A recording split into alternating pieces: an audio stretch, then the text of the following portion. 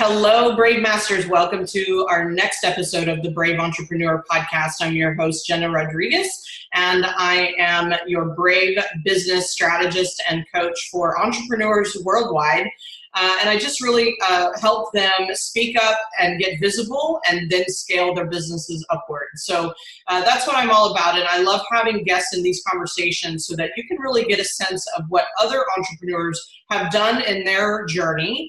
And as well as like find the nuggets of wisdom that would help you keep going, keep getting your brave on, as well as possibly implement some of their strategies to get to the level of success you desire. So without further ado, welcome, Derek. How are you? Derek Champagne is with me in the house. Hey, Gina, thanks so much for having me today. I'm honored to be in the house and to get to talk to your audience. I am so excited. You're new to me, and so I know a lot of my questions are going to be like, well, who are you and what are you all about, right? And that's what I love about this show. I get to meet amazing people and new friends and colleagues all day long. So first and foremost, where are you in the world, by the way? Northwest Arkansas. Ah. A lot of people, if they know it, they say, yeah, I think I drove through there going across the country, but we're in the spot where it's Walmart headquarters, Sam's headquarters, Tyson Chicken headquarters, and it's actually a very it's different than the rest of the state. Not that we don't love the rest of Arkansas. It's a very business marketing focused community. It's the retail mecca of the world, actually, because of Walmart being here. So it's an interesting environment. We call it the Walmart bubble because it's almost recession proof here with having Walmart here. Well, you'll be excited to know that I live there in Rogers, Arkansas. Really? Yes. I had no idea. And nobody knows where Rogers is because it's near Bentonville. That's amazing. Okay. Walmart is. And my mom, I was in junior high, so it was kind of like 11 to 14 is when I was there. And I'm from Houston, which is where I am right now. And I moved back. And ironically, when I left Arkansas, where my brave really started, and I won't go into my story necessarily, but just for you to get some foundation around this, like I didn't know that's where you were. Is one of my bravest moments was me moving out of my home at 14 years old due to some abuse in the home. Sad story, but I mean, it just is what it is. And I moved back to Houston at 14, but where I was Rogers, Arkansas. Wow. What a small world, isn't it? It's such a small world. And so anyway, it's a lot of why I'm here today. Because of those brave ripple effects. And that's what we want to talk about is what's been your story. So first and foremost, just introduce yourself and tell everyone what your business is all about and who you are. Absolutely. In this world. Sure. I love to do that. I am a serial entrepreneur, self-proclaimed serial entrepreneur. And I'm a father and a husband. That's very important to me as well. I've been married for 12 years. And I have a 9-year-old daughter and a 7-year-old son. And I mention that because a lot of entrepreneurs struggle with balance. And I spend a lot of my time either in mastermind groups, learning from other entrepreneurs about how to have balance and accountability. And I also lead some mastermind groups. I got done one this morning with guys we've got guys from 7 countries that come together, 130 actually entrepreneurs. We're all making each other better and iron sharpens iron type approach. So I say that because I get the world when you're trying to balance both and saying which one takes precedence and how do you do both. And I have a company called The Artist Evolution. And I've had several companies before that I mentioned to you before we started. I've had 8 companies total. 4 have failed, and I've got the scars to prove it, and 4 have done okay, and a few have done really well. And this company has been here for 12 years. And it started in almost a Jerry Maguire type moment. And can I step back a little bit and share? Yes, please. Great. So let me go way back, and I'll fast forward real fast so you can see. But I was on stage for the first time at 3 years old. My parents were touring musicians, part-time touring musicians, and I was just on the road with them. So I learned early on, I loved seeing how to make a connection with an art, with an end user, how to sell things, how to build the audience and the atmosphere. And I just fell in love with it. So I loved music and business. So I was always a musician. I had my first band at 11. That was my first business. I was managing a band. My dad was driving us to Nashville for shows, and it was my life. I had businesses around the same time too. My first business was a cleaning business. I learned from an entrepreneur, and here's what I learned really big was there was a guy that I had gone to school with way older than me in high school, and he was a window washer, but he was also an attorney. He was paying cash to go to school as an attorney, and while other people were making minimum wage mall jobs, which there's nothing wrong with that, this guy didn't care what people thought.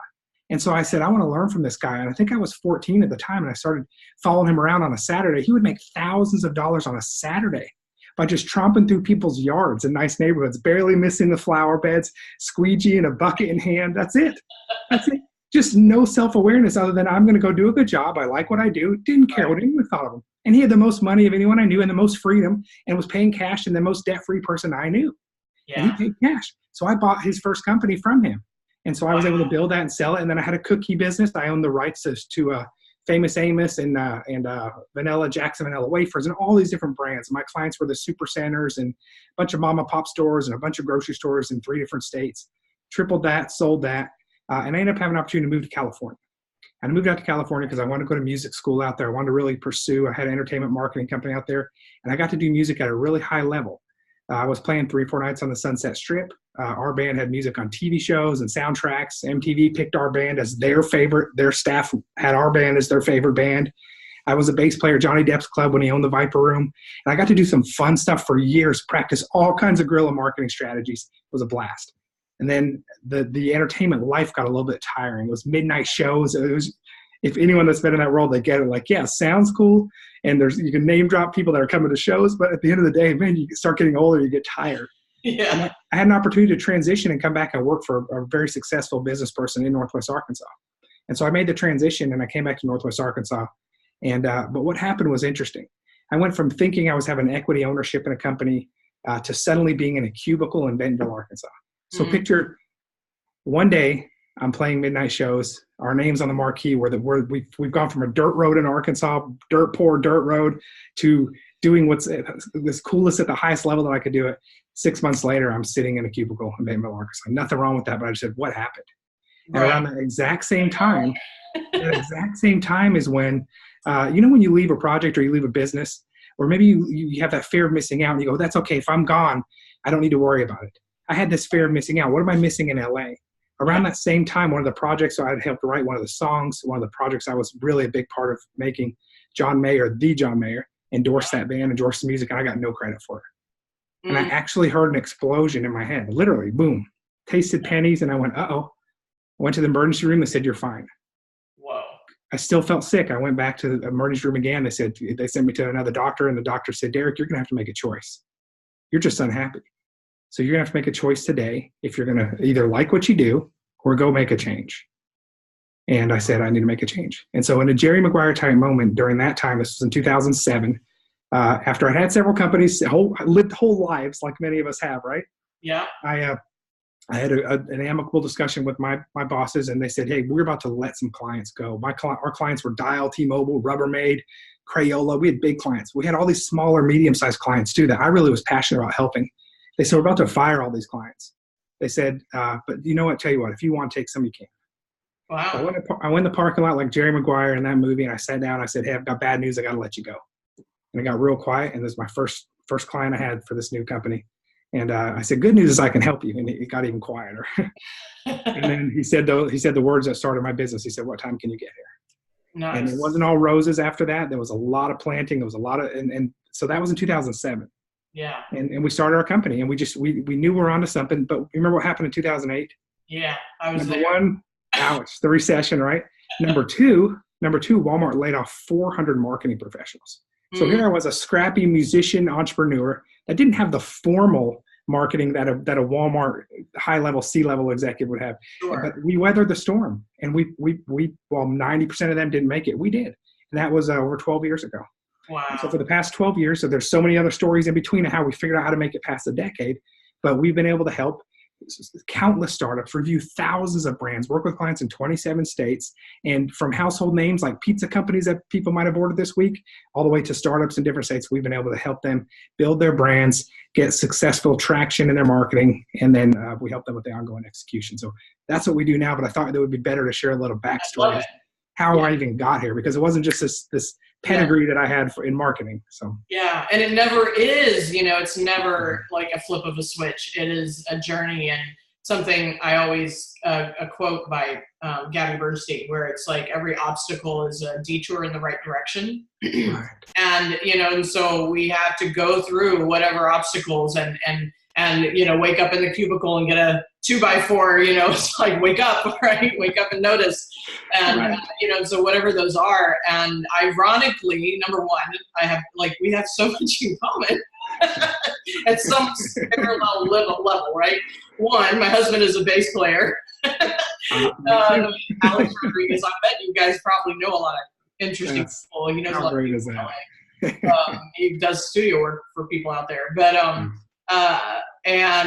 and so that's interesting. So I absolutely know what that lifestyle is like because we're living some of it on his side.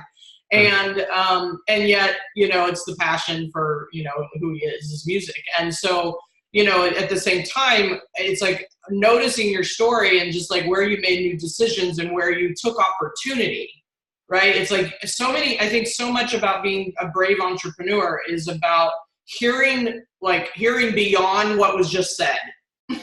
So for you to have a boss that says, we're firing, you know, laying off, like this is over, this is gone, you know, whatever. Instead you heard, well, that's awesome. Let me go. And now I can help you. Right. It's like, right. You know, I mean, and it may not have happened in a 5-second window, but it's like, if you can stay in front of the negativity or the doom and gloom or in your mind, right. And be able to like reframe everything that's happening, whether it's even good or bad, you know, or, you know, positive, negative, whatever. But when we reframe, we start to open ourselves up to new ideas or new direction or new, you know, detours, right, that actually lead us in the right direction. Absolutely. And, you know, I call it out of body decision making because we try to like step out of it, like almost like you're floating above, and we look and go, okay, this is who I am. This is who Derek is in the situation. But what am I missing? What other angles or what am I not hearing or seeing that might be bigger in the story? And a lot of times when I work with a small business owner, they usually say, oh, I was thinking too small, or I wasn't even thinking that angle, because we look at solutions. And if I can give you a specific example of finding a solution, if I can indulge in a quick story from our LA days, we would play, many people don't know this, I'm sure you do, is playing places like the Hollywood Market. It's usually pay to play. So if you see a band playing on a Friday night on Sunset Strip, they might have dropped $1,000 and then they're trying to resell the tickets to their friends, right? Right. That's great, but what if you're playing 4 nights a week like we were? How many friends are going to keep paying every week to see you? And you could have a big drone of fans and they still don't want to come every night. So what we did, we basically saw a broken system. And this seems like, okay, great. What's the point? Bands are giving up every day. Bands were playing for 4 people and then eating the costs just so they could say they played. Yeah. So we thought, how do we get people? We know there must be people that want to be here. So we thought of hostels. We thought there's all these hostels with these beautiful, amazing people from around the world that want to see American music. So we started dealing, there's 12 hostels in LA, 6 that we wanted to partner with. And they said, great. We said, we'll even give you tickets. Just come to the show and give us a minimum and we'll work it out with the bar. So we were finding different angles and different ways to work it, but still no one showed up. No one showed up. So we went back again. We said, what's the problem? We're giving you free tickets. They're like, well, yeah, that's fine. But how are they going to get there? It costs $80 to get in a cab back and forth. That's true. So, great. So you know what we said? We said, great. Why don't we pick them up? So we had our girlfriends, our friends showing up at hostels and buses. And it went so well that we started renting 15 passenger vans, multiple, every single time that we had one of our bands on the marquees, mainly ours. Yep. And they would bus people in from all around the world. So when you would see 6 people over there, when it was my stuff on the marquee, you would see people line up for half a mile down Sunset Boulevard. And that's just the example of finding a saturated, dead market that's broken and finding a solution to the system. Yeah. Wow. Love it. Yeah, it is. I love your out-of-body decision making. Well, we get so wrapped up in our heads with things, and it's hard to see things sometimes. I was talking to someone this morning, one of our mastermind groups, and he owns an agency, and he was talking about how someone had taken his intellectual property and left, and he's so down he can barely get out of bed. I mean, it's wrecked him. And I said, you don't know this, but that exact same thing happened to me 7 years ago. Yeah. There's a chance. Chances are somebody else around you has gone through the same thing. Yes. They have. So while it feels like your world is wrecked, it's not. This is just an opportunity for us. Now it's going to hurt for a little while. And, again, I've got a scar here, a literal scar on my arm from chasing my kids up the stairs. We were wrestling and playing, and I went around the corner weird and I snagged it and put a big scar here. So every time I go up the stairs now, I remember that. I go, oh, yeah, I can't run up the stairs that way.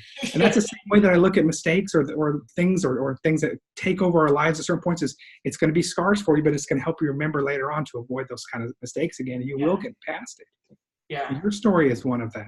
Yeah, thank you. Yes, and honestly, that's the entire point, really, of the show is for people to see kind of the underbelly of what really goes on for business growth and business, sustainability. It's not about like a straight line north. It is about the ebbs and flows and the ups and downs and the hikes and valleys and whatever peaks and valleys and that's what you're representing right now very well. Is that you're correct. There is someone. I mean, in 2007, I was going through bankruptcy on my first business, right? Okay, fail, right? And then turned it around 2008 and like built a web and graphic design company, right? And for a while, and then now it's morphed into what's next. But you're an example of like if you just turn and it's like talk to your neighbor, meaning like an entrepreneurial neighbor, and watch shows like this or listen to podcasts and really get to the community of people that are willing to say I've been there, right? Because and I also know you can get back up and do something about it, right? And so when you think about brave in your definition, what would you describe it as in kind of relation to what you've gone through?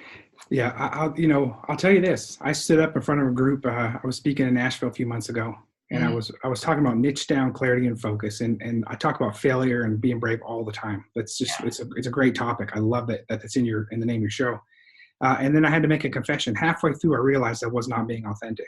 Halfway through there's all these business people there. I said, I got to make a confession to you. And now that I'm thinking about it, because I'm so self-reflective, I can do it while I'm speaking on stage, right? Not the right time for it. And I said, I don't want to fail right now. I feel really comfortable. I don't feel like failing. So I didn't feel like being brave. So sometimes it's almost braver. It's harder to be brave sometimes when you're doing really well. Yes. It's easy in the early scrappy times because you're used to it. I mean, I grew up in my family. There was so many kids. There was 50-something people lived in our house with foster kids and homeless people that we took in. And it was just a circus. And my mom would always say that Derek always was in storming mode. So I've always lived in storming mode. I've always figured out that's probably what's helped me in transitions in life is if in fact, when things are quiet, I'm like, come on, where's the storm? Let's dust it up and keep building things. Right. Yes. But it's harder to do when things are comfortable. So I suggest people get out of their comfort zone, one, to be brave. But for me, being brave has been always to challenge myself. And I guess it's being brave, but I really equate it to this. I say that in entrepreneurship, it's your curiosity. Your curiosity of building something has to be, when you're doing a math equation, has to be greater than your fear of failing at something. And I think that's brave. But it's actually not even brave. It's embracing your inner ability to be curious and love that more than failure. Yeah. And so I've done that many times in my life, and I failed several times at it. But I don't know that failure gets easier, but I think that the learning part goes faster. I had something that happened to me 2 years ago, and our business was doing really well, and we started another media company. We built one and sold it besides this agency, and it did well. And we did it again, and then we didn't do well. And I lost a solid 6 figures, which for me was a lot of money.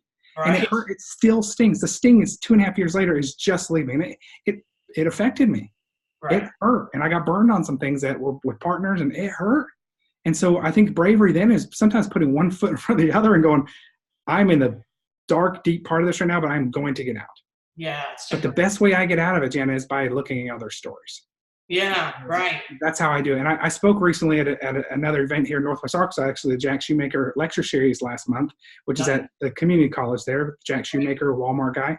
And it was all about entrepreneurship. Instead of making about my story the whole time, I did talk for about 20 minutes about that. And then I had 50 people that are in my inner circle that are wildly successful entrepreneurs and have had crazy journeys. They've been on Shark Tank. Some of them run Fortune 500 companies. And I made it about their story.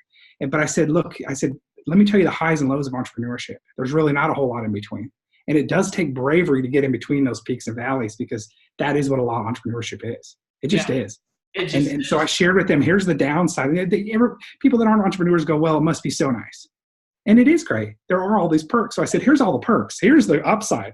You want to go buy a house in cash? You might be able to if you work hard enough. There's no cap, which is beautiful. Here's the downside.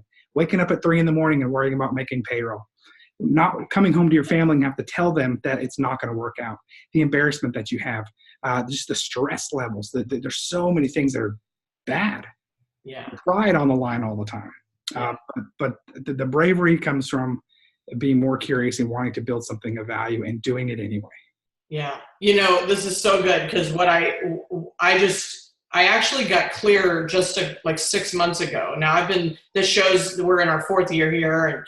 And I renamed my business to Brave Masters. Like Brave has started to become this thing that I embody and live and talk about. Right. And, but just 6 months ago, another layer, came into my awareness about what Brave is really about. And I think it is, it's an onion, right? We peel back what Brave becomes and, for ourselves and even for me. And so you went there just a minute ago. And what I think people need to get is that survival Brave, right? Brave because you have to survive, which is what I was saying at the beginning about me moving out at 14. Right. It was one of my pivotal Brave moments. Scary, painful, like, what am I doing? I'm 14.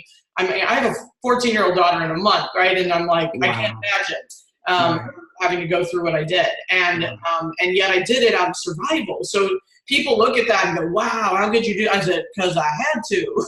Right. And so up until about, and even through my bankruptcy, et cetera, like up until about probably in the last 4 or 5 years, really, and I didn't see this until literally 6 months ago, is I was in some type of like survival mode, meaning like trying to get, make sure the bills are paid on time and, like just kind of really stressing to get to the other side of that comfort zone. And so I think when people really get it, that Brave is actually harder when you have to be in choice about it. And so that's what I heard you say that is absolutely the case. It is. Right? That's my understanding of it though. But what I appreciate, Jena, about what you're doing is you're sharing what you're learning as you go. And I try to do that as well because I think it helps people. Our business after 11 years, I was going on podcasts like yours and saying, let me tell you what it looks like to get past a decade.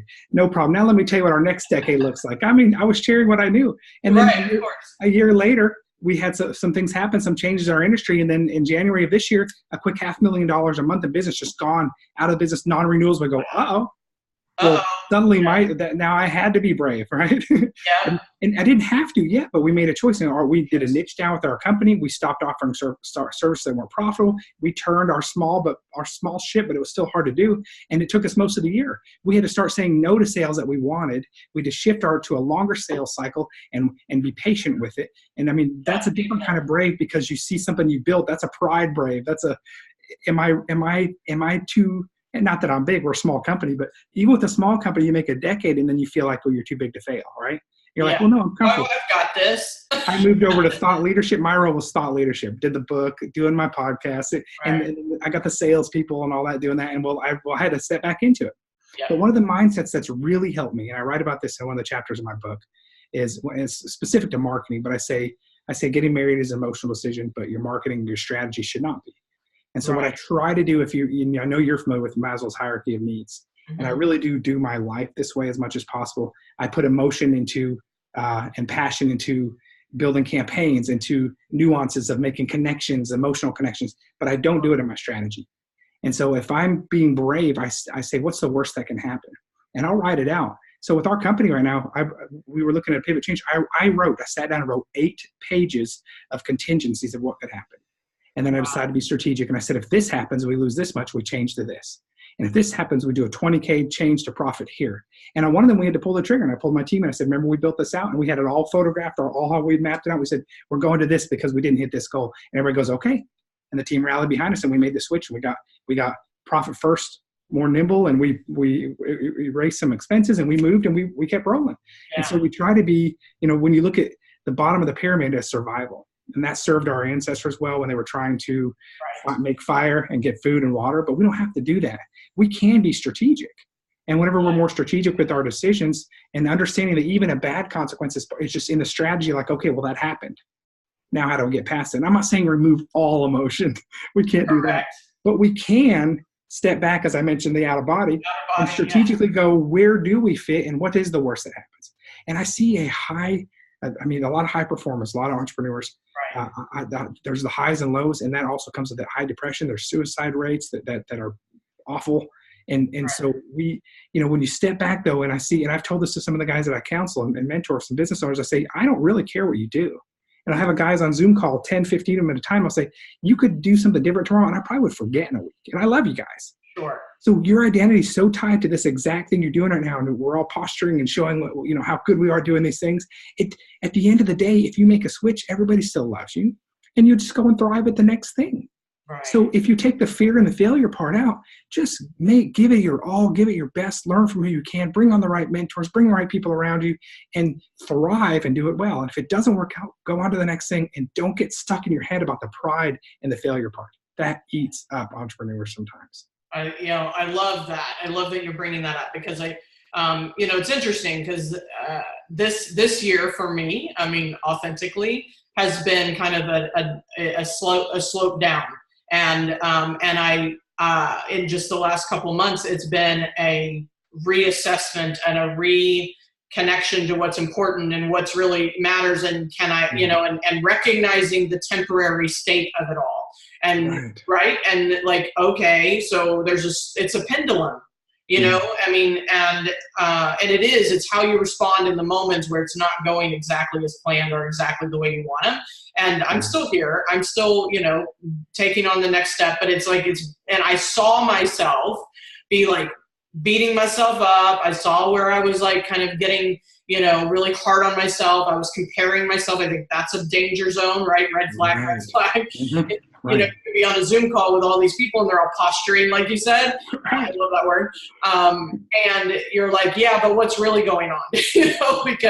And great for you if you are in a good place, but what do you do when it's not going exactly as planned, and it's like how you respond. And of course, I think back, you like 5 minutes ago, you said something, and I thought the best word, and maybe this is where it fits in, is forgiveness.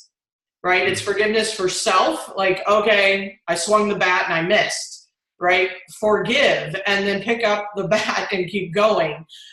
Forgive the people that, like you said, 2 years, the sting's still there, or, the thing that didn't work out, or lost the money, or whatever the sting is, because I'm with you. Like, there's consequences to our risk, and yet there's also rewards to our risk that we take as entrepreneurs. And so if we can forgive ourselves and forgive others along the way, then I think we rebound faster, right? We don't hang out in the negativity and the doom and gloom of it all. And so, it's interesting that this conversation, it's always perfect, even in my own life. I'm like, it reminds me of a couple of things. One is when you talk about, yes, the forgiveness, but sometimes before that, I see a lot of business owners, if they're stuck in that downturn and they're not quite sure what to change, and we talk about that out of body thing, but sometimes there needs to be some quiet. And people ask me, how do I get clarity? I'm struggling with that. And there's a Buddha Zen visual that says, if there's sediment in the lake, you can't see, but if you stay still and let it all fall to the bottom, you'll be able to see more clearly. But a lot of times I see two things. One is I either see some entrepreneurs I know that they are scared to be quiet and stay still for too long, because they will see the path to success or the path to change, and it's not what they want. And so they're so scared that they stay busy with noise.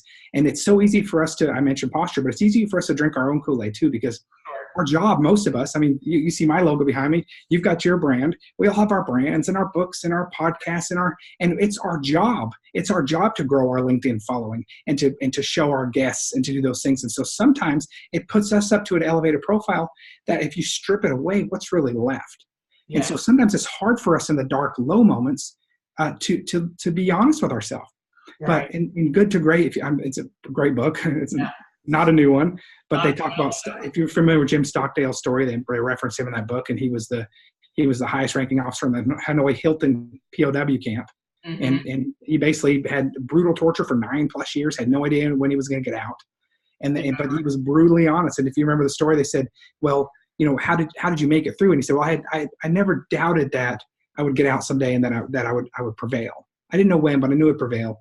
And so in retrospect, I wouldn't change anything, all those bad times. And they said, who didn't make it out? He said, well, who didn't make it? That's easy. That was those who just had hope, right? Yeah, hope, they just lived on hope. No belief. Right? Hope and no belief. And they said, well, what happened? He said, well, they hoped they'd get out by Christmas, and they didn't. And then by New Year's, and then by by Easter, and then it was Christmas again, they died of a broken heart. Mm-hmm. And he said, you must never confuse that vision. You need a vision and know where you're going, but you can never confuse that with the need to have brutal honesty about your current situation, whatever it might be. And so I have been careful to practice, and it's hard to do. I did a lot this year to be brutally honest with me and my situation. Because if there's clarity, you're not sure what to do in a downturn. If you get real brutally honest, just because your bank account is low and you don't look at it doesn't mean you can keep spending and it won't bounce. But a lot of us do that in our lives. We just go, well, I'll just ignore it. And you just keep pushing those things, and you just keep bouncing. And that's what makes a lot of businesses fail. But if you can stop and be brutally honest, then that changes things. And I did that in our own company with myself, and I realized I was a sacred cow. For the sacred cows where something gets a reverence when maybe it shouldn't, it's above scrutiny. And that was me as a CEO and founder. And I had to go back and go, what am I doing wrong? What do I need to change first with me and my leadership and what I'm doing to maybe turn this thing around? And by doing that, at least I know where I stand. I know who the players are on the team and where we need to go. I think that's critical a lot of times. It takes, you want to talk about bravery. The biggest, hardest way to be brave I've ever seen is to be brutally honest with oneself. I agree. Especially today. Yeah, I love this because you're just like, I know everything's on purpose. Like it's not about synchronicity or any of that. I believe messengers come into our life, and the fact that we're having this conversation is absolutely making perfect sense to me, because it's exactly where I have been in the last couple months myself. And you've hit it on the head when I got too noisy, I got too busy. And so the pressure cooker that I was creating, you can only sustain for so long. It's like push against the edges, right? And you cannot see clearly what's actually right in front of you. And ironically, you find your practice, but I added meditation to my world, and like daily. And trust me, I mean, there were so many years I was like, sure, I'll do that one day. Sure, I'll do that one day. But why I did it was, number one, to get brutally honest with myself. Number two, get quiet. So I could hear the actual answers that are coming up for me, because we can't actually hear the miraculous answers that are there waiting to be heard when we are just pushing and like running like 500 miles per hour. And so I want to echo what you're saying, because it's actually, I'm in it. I mean, I'm kind of coming out of the other side, and it's just like I even saw it in the middle of it going, I know this is going to be part of a story. I know this is going to be part of a conversation. I know this is like who I have to become to be ready for what's next. And I think that's the other thing that you started to allude to, is like to get brutally honest, like what about me? What do I need to do to change this? I think that's the part that most people don't want to look at, is who do you have to become, or who do you have to stop being? Right. And, what habits and whatever, ignoring the bank account or whatever. Right. But who do you have to become to actually receive your next level? And sometimes we're holding on to something, and these businesses are our babies. These ideas, these services, these products are our babies. And sometimes we hold on to it so tight, and because we're focused on this, I'm going to make this grow, I'm helping others, that sometimes we miss an opportunity that if we were to open up, we have something way bigger waiting for us. And it may be a spin-off of that. It might be that exactly. And it might be something way bigger. And I've realized that before. I'd hang on so tight to one thing, and I was missing all these other ways to leverage it. Yeah. And I was missing leverage. I'm counseling a guy right now who's got a couple of companies, and he had never heard the idea of leveraging more than just dollar for product. And we're mapping out, hey, look at all the other leverage opportunities you have to grow your businesses in your life that have nothing to do with the dollar exchange. Because he's built some good things, but it's always been, he's only seen what's right in front of him. Right. And what's familiar, and what and what you have seen to be proven, et cetera. But it's like, where the next level is, or where the next opportunity is sometimes, behind you versus like what you keep staring at in front of you. Right. Right. So I love this. And I thank you for like opening this door. It's a conversation I've been wanting to have. And I'm always an open book about where I am and where I'm going and what I'm doing and what I'm not doing. And obviously, clearly you are too. So I appreciate that, because I think that transparency and authenticity based on where we are as entrepreneurs. I can say I've been an entrepreneur for 13 years or what have you, and the ups and downs and the failed businesses, which I call cycling. Like we don't have to Yeah. fail. We just cycle up and down. But I think it's important for people to hear, like, it's not a straight line, and that we have to really continue to up-level our thought leadership and our internal leadership, right? And our internal compass, so that we can actually see what's next. And I have not always been authentic and transparent. I think I've always been authentic. I have not always been. I came from the old school entrepreneurs where you held your cards close. Yeah. And it wasn't all these open sharing and incubators to help businesses grow. It was more the old school where you did it and you were like, I'm not telling you how I did that, right? And you're trying to go build the next thing. It's so collaborative now, but I started seeing some very, very, very successful people that I started to spend my time with because I looked up to them and I saw that, and they were very successful financially and otherwise, but they had a lot of failures too. And so I was able to start learning from them and see how open and honest they were. Yeah. So that encourages it. It's one reason I do it now is because I want to encourage the people listening and the same way you do that, it's okay to be open. Now, you don't want to have a gloom and doom attitude, obviously. I mean, we were doing our sales forecast the other day and I erased everything on the board and I said, this is all we need to do. Wins greater than losses. Yes. And if you're going to come tell me that we lost something, tell me about the two things we won first. If there's not two things, go win two things and then come back. Wins greater than losses. So I'm an eternal optimist. I can a self-proclaimed visionary. I'm always looking, here's how we can get there. And I need help with the details of the roadmap. The visionary, yes, the integrator. But so I'm not a gloom and doom type person that says let's all just hold hands and share the negative all the time. But there is that part where you have to be transparent so that you can help the next person. We all have our struggles. We all do. Yeah, and it's interesting, just kind of my internal struggle over the last couple months. This is the first time I'm actually like verbalizing it because I've swung the door the other way. Yeah. And so now I can look back and go, okay, that's what it was. That's what I was learning. That's what I needed to hear. That's what I needed to change, and I knew in the moment, I mean, there were many times I was like, this sucks. I mean, I had, some rock bottom, just emotional moments about it. Sure. And yet it was, I remember saying to myself, this is going to be a good story. Just hang on for the hindsight, because you can't connect the dots unless you're beyond the dots. Right? You're in the dots, they don't connect. I've learned too. I mean, I'm a very passionate person. I'm an early riser. I do all the things I think that you should do. My mantra is without fail. That's a given. But I also understand though that there are those times like you mentioned where you're going to have to pull yourself out of things. And I think my caution sometimes to entrepreneurs is yes, give it 1,000%. I'm not saying don't. Give it 1,000%. Give it everything. Give it your blood, sweat, tears. Put all that sweat equity in. But don't tie every bit of your identity to that widget or gadget or project or service, because I've done that. I had a group of businessmen this morning, and I said, 10 of them on a call, and I said, I wanted you to give me on a scale of 1 to 10 how happy you are, just in general. These are all successful businessmen. And I got some 3s and 4s. Yeah. And I said, why? And they said, well, and the ones that were 8s or 9s, it was tied to their business. And I just said, myself guilty as well. And I find that when I have really good days, it's when I'm the best dad and the best husband. And if I want to have bad days, it's the days where I'm trying to pull myself up. And I'm telling you this because I'm aware of it and I don't want to be that. So one of my intentional things is I want to be intentional, excellent father and an intentional, excellent husband. And one thing that I try to do is when I bring a full cup, like we're doing right now, I'm giving you my best. I want to engage when I'm with my clients or I'm with my team. And a lot of times entrepreneurs get home at the end of the day and they got nothing left to give. Mm-hmm. Their cup is empty. They're full all day and it's empty. So to find that balance of having a full cup at home as well, and a full cup with your hobbies and a full cup with your exercise, that's as important. There will be seasons, but if you can find that balance, and that's what I've been working on the last couple of years, is to find that balance where you keep the passion, but otherwise you burn out.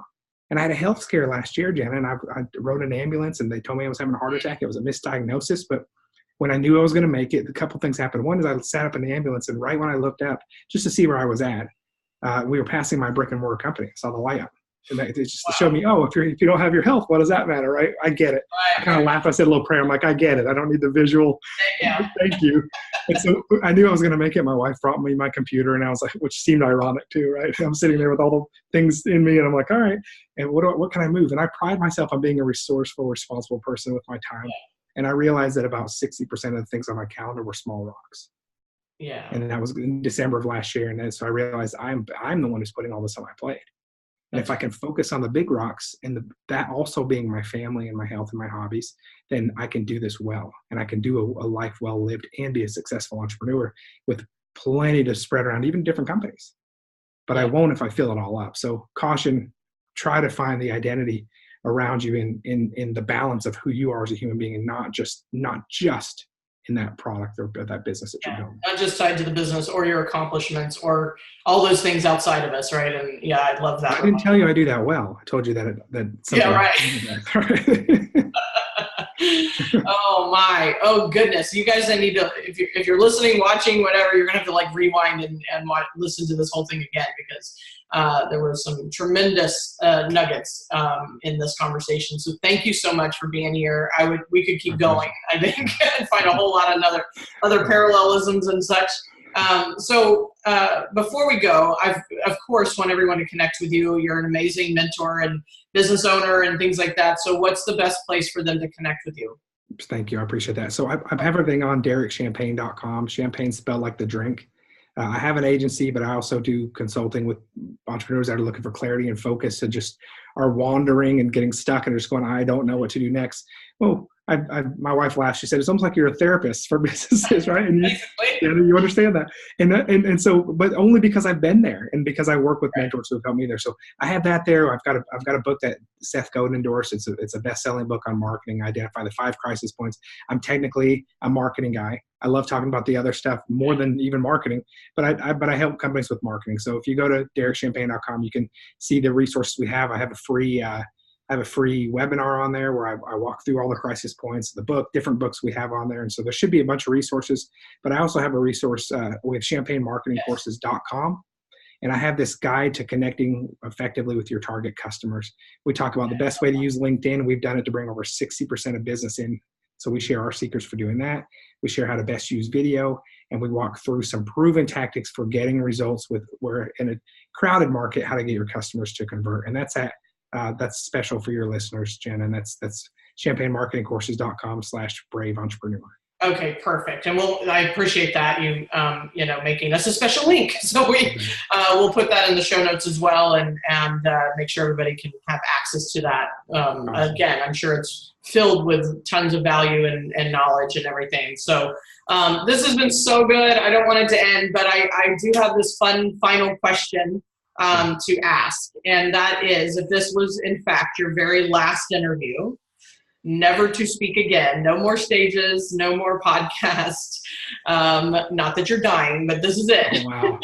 Let's not go into big clue, right? But this is it. So it's like, what is that ultimate message you want the world to know?